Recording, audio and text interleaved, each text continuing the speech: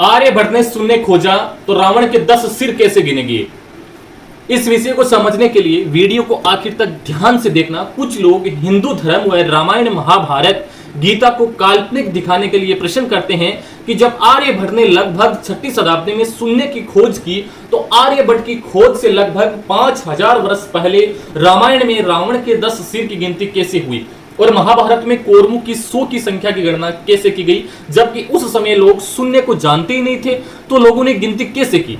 अब इसे प्रश्न का उत्तर ध्यान से देखिए। आर्यभट्ट से पहले संसार शून्य को नहीं जानता था।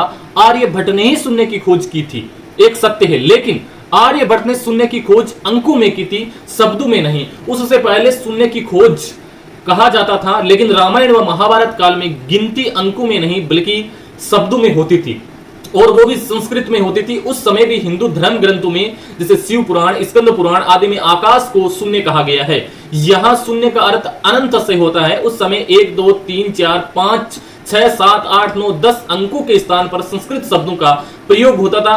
1 मतलब प्रथम, 2 मतलब द्वितीय, 3 मतलब तृतीय, 4 मतलब चतुर्थ, 5 मतलब पंचम, 6 मतलब षष्ठम, 7 मतलब सप्तम, 8 मतलब अष्टम, 9 मतलब नवम, 10 मतलब दसम। दसम मतलब 10, यानी दसम में 10 तो आ गया लेकिन अंक का शून्य नहीं आया। रावण को दशानन कहा जाता है। दशानन मतलब 10 मुख वाला। अब देखिए, रावण के 10 सिर की गिनती गणना तो होगी लेकिन अंक का शून्य नहीं आया।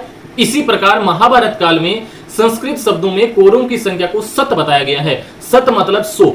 इस प्रकार महाभारत काल में कौरवों की संख्या 100 हो गई, लेकिन इस गणना में भी शून्य नहीं आया। महाभारत में कौरवों की संख्या 7 बताई गई है। रोमन पद्धति में भी 1 2 3 4 5 6 7 8 9 और 10 को अलग अलग प्रतीकों द्वारा लिखा जाता है। 5 को वी कहा जाता है, 10 को अक्ष कहा जाता है। अक्ष मतलब 10। इस रोमन में भी शून्य नहीं आया, फिर भी हम उसे 10 पढ़ते हैं और गिनती पूरी हो जाती है। इस प्रकार रोमन पद्धति में भी कहीं शून्य का प्रयोग नहीं हुआ, फिर भी 1 से लेकर 100 तक की गणना की जा सकती है। पहले के समय में गिनती को शब्दों में लिखा जाता था। उस समय अंकों का प्रयोग सीमित था। जैसे गीता और रामायण में अध्यायों को इस प्रकार पढ़ा जाता है: प्रथम अध्याय, द्वितीय अध्याय, पंचम अध्याय, दसम अध्याय आदि। दसम अध्याय मतलब 10वां अध्याय। इसमें 10 शब्द तो आ गया लेकिन अंक का शून्य अभी भी नहीं आया। यानी प्राचीन भारत में गिनती का ज्ञान था लेकिन उसे व्यक्त करने का तरीका आज से अलग था।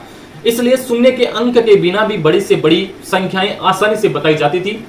अगर आपको भी ये जानकारी अच्छी लगी तो वीडियो को शेयर जरूर करना। आर्यभट्ट ने शून्य खोजा, ये शाश्वत सत्य है, लेकिन शून्य की गणना पहले भी भारत में रामायण और महाभारत और स्कंद पुराण के टाइम भी सनातन धर्म से होती